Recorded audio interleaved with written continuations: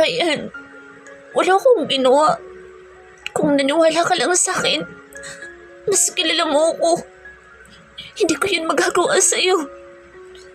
Nalilisik ang matang tumitig siya sa akin. Huwag mo nang ipagkaila pa, Stacy. Tama na. Umalis ka na dito. Alis!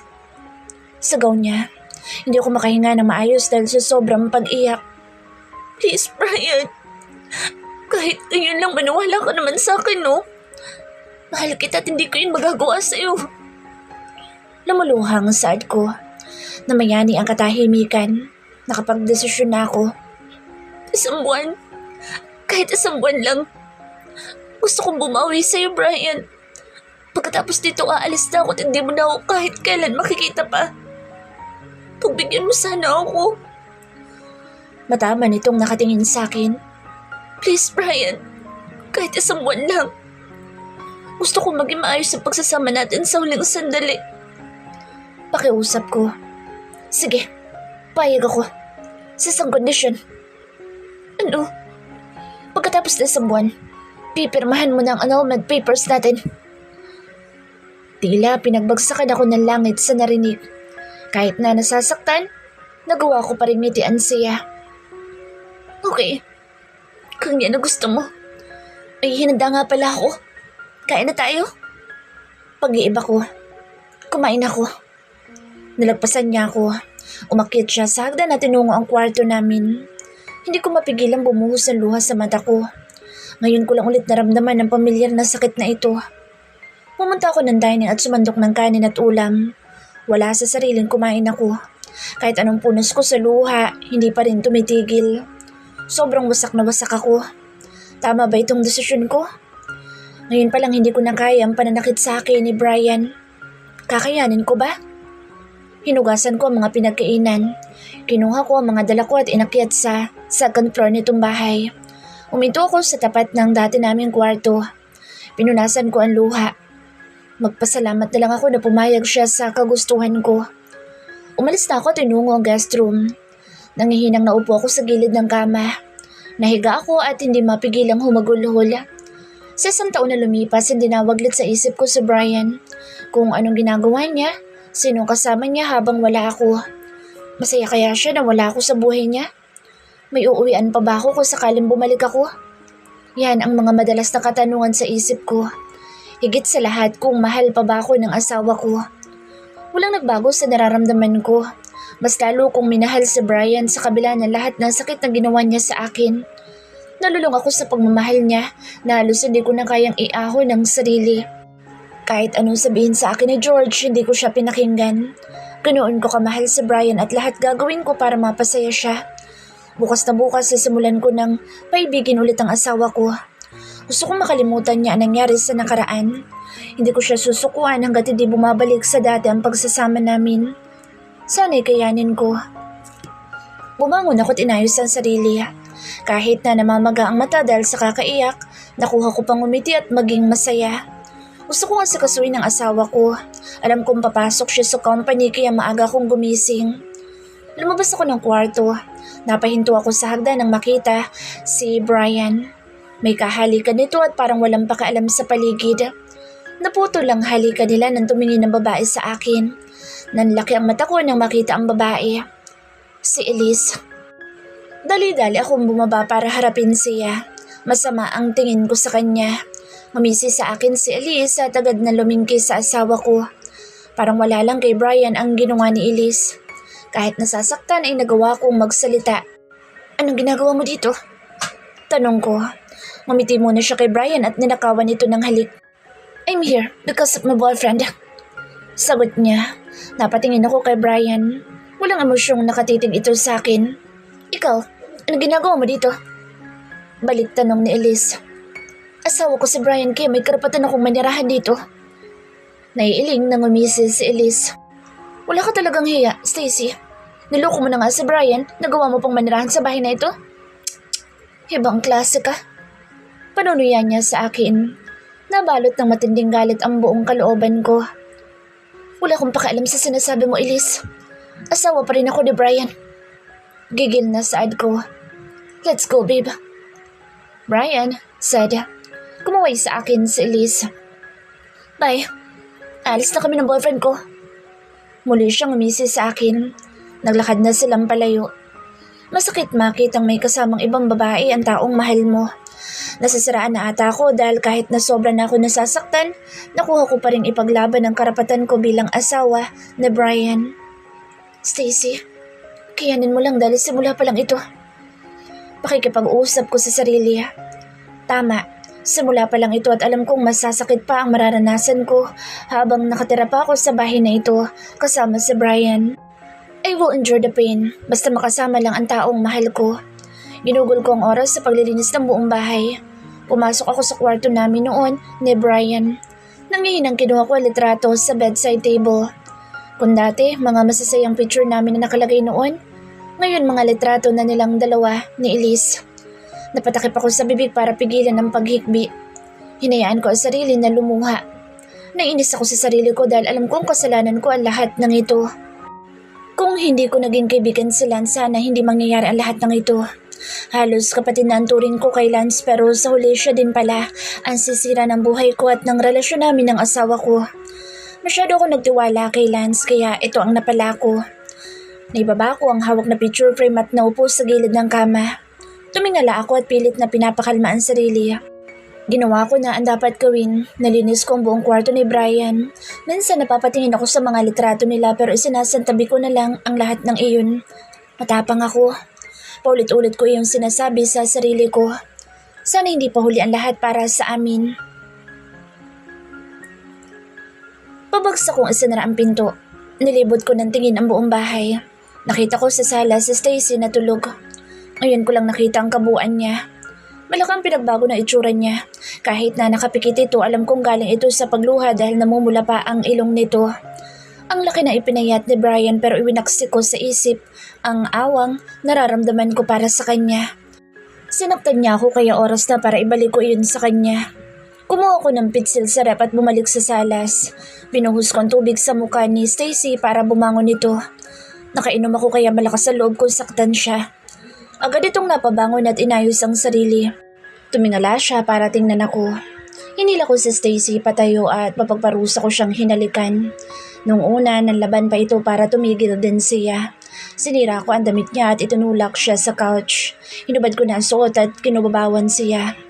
Gusto kong iparamdam sa kanya na hindi na siya welcome sa buhay ko. Wala akong narinig mula sa kanya o pagtutol sa gusto kong gawin sa kanya. Tumayo ko nang matapos na akong pagsawaan ang katawan niya. Ngumisi ako sa kanya at nagbihis. Umalis ako sa salas at tinungo ang kwarto ko. Narinig ko pa ang paghagulhol ni Stacy pero hindi ko na iyon pinansin pa. Masaya ako dahil nakuha ko ang gusto ko mula sa kanya. Sisimulan ko ng saktan siya para sa Stacy na mismo ang kusang umalis sa buhay ko. Nagising ako kinaumagahan na masakit ang ulo ko. Bumangon ako sa kama at tinungo ang banyo. Kailangan ko nang mag-shower. Pagkalabas ko ng banyo, ang una ko napansin ay ang isang basong tubig at gamot na nasa food tray. Agad ko iyong kinuha at ininom. Lumabas ako ng kwarto para kumain ng breakfast. Nabutan ko pa si Stacy sa dining na inaayos ang plato. Nag-iwas siya ng tingin nang makita ako. Naupo na ako at nagsimulang kumain. Akmang uupo na din siya nang magsalita ako. Ayoko makasabay ka sa pagkain, kaya umalis ka na muna. Nawawalan ako ng gana kapag nakikita ka. With that, napatingin siya sa akin. Wala sa loob na tumayo si Stacy. Ngumiti siya ng mapait sa akin. Nakita ko pa ang pagtulo ng luha sa mata niya bago siya umalis. Nabitawan ko ang kubyertos na hawak. Bigla akong nawala ng gana. Tumingin ako sa pinaglabasan ni Stacy. Nag-ring ang phone ko. Tumatawag sa akin si Elise na siya namang sinagot ko. Nakangiting sinasagot ko ang sinasabi niya sa akin. Napagdesisyon na namin dalawa na lumabas. Nagbihis na ako para makaalis na ako. Tumigil ako sa pinto nang may narinig akong nabasag. Dali-dali kong pinuntahan si Stacy sa kitchen. Tumudugo ang kamay niya nang maabutan ko. Nakatingin siya sa akin at wari humihingi ng tulong. Ipinilig ko ang ulo at hinayaan siyang mag-isa sa kusina. Bahala siya sa buhay niya. Basta ako magpapakasaya ako kasama ng babaeng mahal ko. Napangiti ako dahil naalala ko ang huling gabi na kasama ko si Elise. Mas sumasaya ako kapag kasama siya. Nang dahil kay Elise kaya nakuha ko pang magmahal ulit. Nakalimutan ko si Stacy sa pamamagitan ni Elise. Humarang ako sa dinadaanan ni Brian. Masama ang tingin nito sa akin. Hindi ko iyon ininda sa halip nagsalita ako. Brian, pwede bang tigilan mo nang saktan ako? 3 linggo na lang natitirang araw ko bilang asawa mo. Sana'y pagbigyan mo ko. Gusto kong maging masaya. Pwede ba nakalimutan mo muna ang galit mo sa akin? Please? Pakiusap ko. Napalunok ako ng sarili kong laway dahil sa kaba. Nilagpasan niya lang ako at umalis na sa bahay. Nanatili akong nakatayo. Tumingala ako para pigilan ang luha. 2 linggo na ako sa bahay na ito. Walang ibang pinagkaiba. Isa akong martir na asawa sa umaga at paruusan sa gabi. Bagamat nasasaktan sa ipinapakita sa akin ni Brian, naniniwala pa rin ako na magbabago siya. Nagpunta ako sa kwarto ko at nagkulong. Wala akong ganang kumain ng agahan kaya nandito ako ngayon mag-isa sa kwarto ko at muling umiiyak. Nainis na din ako sa sarili ko kung bakit hindi ko magawang iwan si Brian. Alam kong wala ng pagmamahal pa para sa akin pero nandito pa din ako at tinitiis ang sakit. Hanggang kailan ba ako magiging ganito? So sobrang pag-iisip nakatulog ako. Nagising ako mga launa. Bumangon ako sa kama at kumain saglit ng lunch. Bumalik din ako sa room para muling matulog.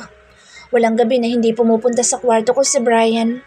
Kapag tapos na siyang gamitin at pagsawa ng katawan ko, saka siya aalis ng kwarto at iiwanan akong nasasaktan. Naisip ko na baka pwedeng kausapin ko siya at ipaintindi ang gusto kong mangyari sa amin. Ayokong matapos na lang kami sa ganito na may galit pa siya sa akin.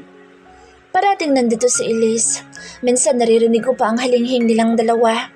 Nasasaktan ako at umiiyak sa tabi. Minsan nga sinisisi ko ang sarili ko kung bakit ayoko pang bitawan si Brian kayong harap-harapan niya na ako sinasaktan. Masakit. Sobrang sakit pero eto pa rin ako at umaasa na sana'y magbago ang trato sa akin ni Brian. Bumalik ako dahil mahal ko siya. Tanga ako at tanggap ko iyon. Sana lang hindi pa huli ang lahat. I hope one day mahanap na ni Brian ang kapatawaran sa puso niya. Gusto ko nang bumalik ang dating Brian na kilala ko. Nalimpungatan ako na may sunod-sunod na katok ang nanggagaling sa pinto. Bumangon ako para pagbuksan iyon. Nabungaran ko si Brian na matama na nakatingin sa akin. Bakit Brian? Tanong ko. Kinabig niya ako at hinalikan. Nagpadala ako sa mga halik niya. Nauwi kami sa mainit na tagpo. Ganito naman lagi ang ending namin. Kinamutan ko ang buong katawan ko kasabay ng pagtalikod sa kanya. Ayoko makita kung paano niya ako pandirian. Minsan ko na iyong nakita sa mata niya kaya ayoko na ulit makita iyon. Akala ko aalis na siya pero hindi. Sa halip ay niyakap niya ako mula sa likuran ko at hinagkan ang buhok ko. Pinigilan ko ang sariling maluha. Pumapayag na ako, Stacy. Anya, nang dahil do'y napatingin ako sa kanya. Really? Hindi makapaniwala ang tanong ko. Marahan siyang tumango. Sa sobrang saya ko'y napayakap ako sa kanya. Thank you, Brian. Thank you. He kissed me. Kinabukasan maaga ko nagising. Nagulat nga ako na si Brian ang una ko nakita. Hindi na siya umalis sa kwarto ko kaya tabi kami sa kama. Mahimbi ang tulog nito. Mas lalo siyang gumuwapo sa itsura niya ngayon. Ang sarap sa pakiramdam na pumayag siya sa kagustuhan ko. Hindi ko na ulit makikita ang galit na Brian. Gagawin ko ang lahat para mahalin niya ulit ako. At sana bago matapos ang isang buwan, nagkaayos na kami. Alam kong kahit anong gawin kong paliwanag, hindi siya maniniwala sa akin. Ipapasa Diyos ko na lang ang taong sumira sa buhay namin mag-asawa. Pagsubok lang ito. Alam kong dahil sa problemang meron kami, mas tumaas ang tingin ko sa sarili ko. Kaya ko nang harapin ang kinakatakutan ko. Mas minahal ko at inintindi ang taong nanakit sa akin. Dahan-dahan ako bumangon para hindi magising si Brian. Inayos ko muna ang sarili bago ako umalis sa kwarto. Nagluto na ako ng agahan para sa amin. Nakarinig ako ng tunog ng tsinelas na pababa ng hagdan. Saktong tapos na ako sa pagluluto nang dumating si Brian na humihikab pa. Matamis ko siyang initian. Lumapit si Brian sa akin at inasakaso ko na siya. Aalis na sana ako sa dining nang pigilan niya ako. Stay here. Sumabay ka na sa akin. Anya na ikinagulat ko. Umawang ang labi ko at hindi agad nakakilos. Nagpakawala siya ng buntong hininga at tumayo. Hinila ko ni Brian at iniupo sa hita. Nailang ako kaya hindi ko siya matingnan sa mata. Sinubukan kong tumayo pero mahigpit niya akong niyakap sa bawang dahilan para hindi ako makaalis sa kinahupan ko. Sinusubuan ako ni Brian na siyang ikinatuwa ko. Malayong malayo na siya sa 2 linggong nakasama ko na Brian na laging galit sa akin. Sobrang sweet na niya sa akin. Mas lalong nahulog ang loob ko sa kanya. I-decide na lumabas kami. Pumayag ako sa gusto niya. Ito na ang chance ko para makasama palalo ang mahal ko. Nagpunta kami ng The Mind Museum. Naaliw ako sa nakikita. Sunod naman namin pinuntahan ay ang Crocodile Park. Magkahawa kami ni Brian na naglakad papunta kay Manong na nagtitinda ng ice cream. Bumili si Brian nang tag-isa kami. Naupo kami sa bench nang makuha namin ng ice cream. Agad ko yung kinain. Wala sa sariling napatingin ako kay Brian na nakangiti sa akin. Huminto ako sa pagkain at tinaasan siya ng kilay. Bakit? Tanong ko. Naiiling na umangat ang kamay niya at pinunasan ang gilid ng labi ko. Hindi ka pa rin nagbabago. Ang tako mong kumain ng ice cream? Napangiti ako dahil sa sinabing niya. Matapos kaming mamasyal, umuwi na kami sa bahay para makapagpahinga na. Masigla akong nagluto ng hapunan. Nasa stool si Brian at pinapanood ang ginagawa ko. Kumain na kami nang matapos ako sa pagluluto. Tinulungan niya ako sa paglilinis bago kami umakyat sa hagdan. Nakaakbay sa akin si Brian. Nag-hotbat ako. Tumabi ako ng higa kay Brian nang matapos ako. Sinabihan niya ako na pwede na ako matulog sa kwarto namin. Wala na ang mga litrato sa bedside table na siyang ikinatuwa ko. Dumukwang si Brian para halikan ako sa labi. Ngumiti ako sa kanya. Good night, Brian. He smiled and kissed the tip of my nose. I softly chuckled. Good night, he replied. I turned off the lampshade. May ngiti sa labi na natulog ako. Napakasaya ko dahil yun sa asawa ko. Sana hindi na ito matapos pa. Naninibago ako sa trato niya ngayon sa akin. Kahit na nooy nagpapasalamat ako dahil natupad din ang gusto ko na hindi puro galit at muhi ang nakikita ko sa mga mata ng asawa ko. Pati ang trato niya sa akin ay nag-iba. Kung ano man ang dahilan, wala na akong pakaalam pa. Ang mahalaga, naramdaman ko ulit ang pagmamahal sa akin ng asawa ko. Sinabi ni Stacy talaga yun? Hindi makapaniwala ang sabi ni Elise. Marahan akong tumango. Ngumisi siya kasabay ng paghalik sa akin. Ito ng pagkakataon mo para saktan sa Stacy. I know, she's still in love with you. So gusto kong pagbigyan mo siya. Anya na nakangiti. Bakit pa? Hindi ko na siya mahal. At saka sa tuwing nakikita ko siya, hindi ko kayang pakitunguhan siya ng maayos. Umiling si Elise. Brian, kung mahuhulog si Stacy ulit sa'yo, makakaganti ka na sa kanya kapag iiwan mo na siya.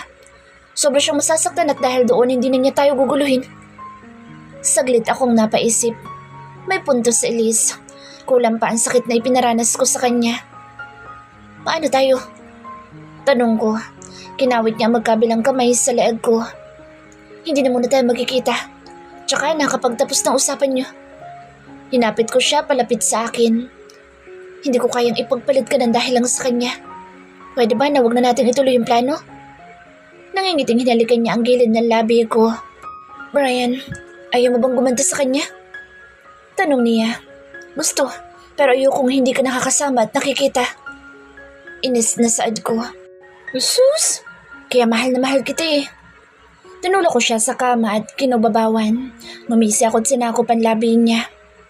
Pagdating ng hapon, umalis na ako sa kondo ni Elise at umuwi na.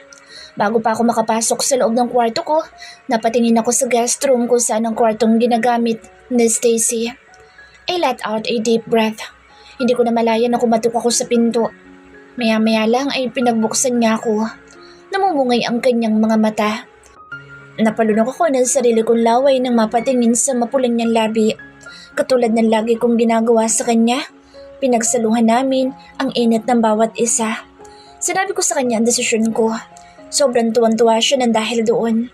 Nakikita ko ang pagkislap ng saya sa mata ni Stacy. Yung ngiti niya na minahal ko. Biglang huminto ang mundo ko nang magkatitigan kami. Ipinilig ko ang ulo. Hindi dapat ako magpadala sa kanya. Natulog na si Stacy dahil sa sobrang pagod. Nakaharap siya sa akin. Tumitig ako kay Stacy. Hinaplos ko ang pisngi niya at pinatakan siya ng halik sa noo. Pinilit kong matulog pero hindi ko magawa. Yumakap ako kay Stacy at isiniksik ang mukha sa leeg niya. Bahagya siyang gumalaw. Nagising akong wala na sa tabi ko si Stacy. Agad akong napabangon. Lumabas ako ng kwarto at bumaba. Humikab ako kasabay ng pagkakita kay Stacy. Masaya itong lumapit sa akin at tinawakan ng kamay ko. Hindi ko na malaya nang umiti ako nang dahil sa kanya. Sabay kami naglakad papunta sa dining. Nakaluto na siya ng agahan. Aalis na sana si Stacy nang pigilan ko siya. Stay here. Sumabi ka na sa akin. Ani ko. Bumuka ang labi niya sa gulat. Ako din ay nagulat sa sinasabi ko. Huli na para bawiin ko. Nanatili siyang nakatayo at hindi kumikilos. Nagpakawala ako ng malalim na buntong hininga at tumayo. Hinila ko siya at dinala sa kandungan ko. Napangiti ako nang makitang hindi siya makatingin sa akin ng maayos. Balak niya sanang tumayo nang agad kong ipinalibot sa bawang niya isang kamay ko. Hindi na siya nakapalagpa dahil inigpitan ko ang pagkakayakap sa kanya. Sinusubuan ko siya at tinahayaan naman niya ako. Hindi mawala ang matamis niyang ngiti sa labi. I can't stop myself to kiss her every time. Hindi ko mapigilan ang sarili na mapangiti sa tuwing tumititig siya sa akin. Gusto mo bang mamasyal? Tanong ko. Agad siyang tumango. Naisipan ko na dalhin siya sa The Mind Museum. Lagi niya itong request sa akin noon. Ang kaso busy ako dahil sa trabaho kaya hindi ko magawan lumabas kami para makasama ang isa't isa. Natutuwa ako sa tuwing nakikita ko siyang nakangiti at namamangha sa nakikita sa museum. Ang sunod naman namin pinuntahan ay ang Crocodile Park na suggest pa sa akin ng kaibigan kong si Zach. Nang mapagod kami sa paglilibot sa Crocodile Park, lumabas na kami at naglakad papunta sa bilihan ng ice cream. Alam kong gutom na gutom siya kaya bumili ako ng makakain namin. Nang makabili ako, umupo kami sa pinakamalapit na bench. Agad na nilantakan na Stacy ang ice cream na hawak. Tumigil si Stacy sa pagkain at tumingin sa akin. Ngumiti lang ako sa kanya. Hindi ka pa rin nagbabago. Ang takaw mong kumain ng ice cream? Ngumiti siya. Biglang bumilis ang tibok ng puso ko. Ano nangyayari sa akin? Umuwi na kami dahil sa pagod na nararamdaman. Masiglang nagluto ng hapunan namin si Stacy. Hindi maalis ang tingin ko sa kanya. Nang matapos kaming kumain, umakyat na kami sa taas para makapagpahinga na. Nagpunta ng banyo si Stacy. Inopen ko ang phone na maghapong naka-off. Nagulat ako sa sunod-sunod na text na galing kay Elise. Nawala siya sa isip ko sa buong maghapon na kasama ko si Stacy. Napatingin ako sa pinto ng banyo nang bumukas ito. Pinatay ko agad ang phone at inilapag sa bedside table. Dumukwang ako para halikan si Stacy sa labi. Nag-good night na siya sa akin na agad ko namang tinugon. I smiled at her and kissed the tip of her nose. Namangha ako sa kanya na bagya siyang natawa. Nakatulog ako sa sobrang saya. Ngayon ko lang ulit naramdaman ito. Kahit na nasaktan ako sa nangyari sa pagitan namin ni Stacy, nakuha ko pa din maging masaya ng dahil sa kanya. Naninibago ako sa trato ko ngayon kay Stacy. Parang bumalik kami sa dating kami. Hindi ko maintindihan ang sarili ko kung bakit may kung ano sa puso ko ang nabubuhay. Kahit nasabihin kong hindi ko na mahal si Stacy, pero bakit ganoon? Parang nag-iiba na. Niyakap ko siya ng mahigpit. Yung tipong ayoko na siyang pakawalan. May ngiti sa labing binuksan ko ang pinto sa pag-aakalang si Brian iyon. Hindi mawala ang ngiti sa aking labi. Nagulat ako sa nakita. Mommy! Gulat na ani ko. Ngumiti ng matamis sa akin ang ginang at pinapasok ko naman siya. I miss you, Iha. Niyakap niya ako. Namiss ko din po kayo, Mama Cynthia. Sagot ko. Siya ang ina ni Brian. Nakakagulat lang at nandito siya kung kailan wala pa dito si Brian. Mabuti naman nakabalik ka na. Hindi na dumadalaw sa amin si Brian magmula nang umalis ka, Stacy. Tapos ngayon, malalaman ko na bumalik ka na at hindi malang ipinalam sa amin ni Brian na nandito ka na. Nakakatampo talaga yung asawa mo. Nakapaut na sabi ni Mom. Natawa ko ng bahagya. Mommy, kilala niyo naman si Brian. Kapag wala ko sa tabi niya, hindi siya alis kung hindi ako kasama. Pagpasensyahan niyo na lang po. Masyado siyang busy para bisitahin kayo. Palusot ko na lang. Hindi ko pwedeng sabihin sa kanya ang naganap sa amin ng anak niya. Alam kong hindi papayag si Mommy na maghiwalay kami ng anak niya. She will do everything, magawa niya lang ang gusto. Paano pa kaya kung malaman niya na si Elise ang kabit ng asawa ko? Malamang gagawa ng paraan si Mommy para paglayuin silang dalawa at ako. Sa akin mababaling ang galit ni Brian kapag nagkataon. Sana lang ay hindi pa alam ni Mommy ang dahilan kung bakit ako umalis. Siguradong masasaktan siya ng sobra. Mabuti pang manahimik na lang ako para walang gulo. Susulitin ko ang natitirang araw na kasama ko si Brian. Iha, bakit hindi mo sinasabi sa amin na nag-ibang bansa ka? Ang sabi sa amin ni Brian ay magtatrabaho ka doon. May company naman kayo, so hindi mo na kailangan pa magtrabaho. Anya, napaismid ako dahil sa narinig. Gusto kong sabihin sa kanya ang dahilan kung bakit ako umalis pero itinikom ko na lang ang bibig. Pasensya na po kayo.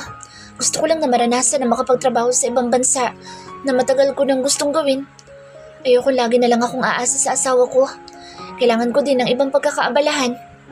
Sagot ko. Bumukas ang pinto.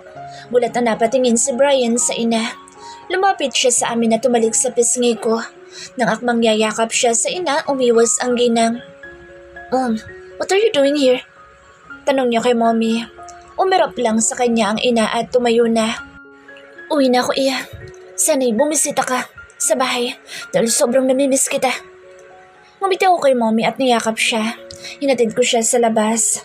Nasa likuran ko si Brian at walang imik. Kumaway ako kay Mommy nang paalis na ang sakyan niya. Umaling ang tingin ko kay Brian. Matamis niya akong nginitian.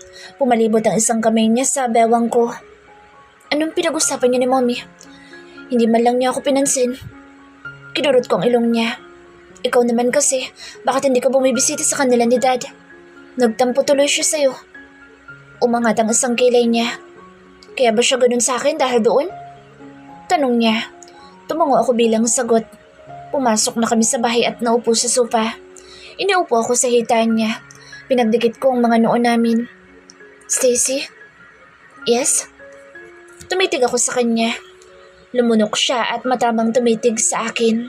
Kinakabahan ako sa paraan ng pagtingin nito sa akin. Gusto ko lang malaman, saan ka nagpunta nung lumayas ka sa bahay? Anya. Hinalag ko ang ulo sa balikat niya. Dinampian niya ako ng halik sa gilid ng aking noo. Umalis ako dahil gusto kong makapag-isip tayo. Ayoko magsama tayo na pareho tayong nasasaktan. May nakilala kong lalaki na siyang tumulong sa akin para makahanap ng trabaho. Panimula ko. Nakikinig lang siya sa akin. Sumama ko sa kanya sa California at naging secretary ng daddy niya. 1 taon ang kontrata ko sa company nila kaya natagalan akong bumalik. I cupped his face. He smiled at me. Nang mga panahong hindi tayo magkasama, gustong gusto kong bumalik para makasama ka. Hindi pa naman siguro huli ang lahat, di ba? Tanong ko. Nag-iwas siya ng tingin. Nasaktan ako sa ginawa niya. Nagdadalawang isip ba siya? Siguro, ako lang naman na may gusto na setup namin na ito. Pumayag sa Brian sa gusto ko para matapos na ang lahat. Hindi ko na hinintay pa ang sagot niya at tumayo na. Umangat siya ng tingin. Ngumiti ako ng pilit. Nagtungo ako sa kitchen at inihanda na ang lulutuin.